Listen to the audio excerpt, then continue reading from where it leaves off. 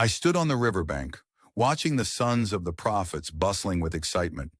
Today was a day for building, for growth. The air hummed with the sound of axes striking wood as the men worked to expand the place where they gathered. It was a vision of purpose and unity. Each tree felled a step closer to their dream. But then a sharp cry pierced the air. "Alas, my master, it was borrowed." Heads turned, and I saw one of the men standing by the water, his face pale. His axe, or rather the head of it, had flown from its handle and vanished into the murky depths of the Jordan River. The weight of his distress hit us all. This wasn't just a tool. It was borrowed property, a precious commodity in our modest lives.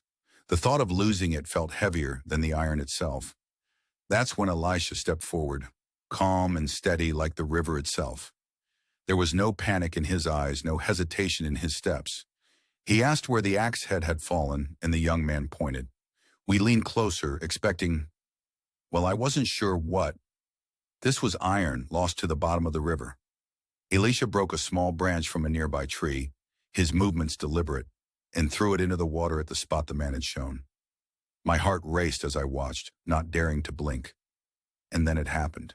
The iron axe head rose into the surface, as if defying the very laws of nature.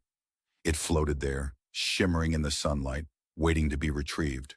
Gasps of astonishment rippled through the crowd. The man who had lost it waded in, his hands trembling as he reached for the impossible. I couldn't look away. This wasn't just about an axe head.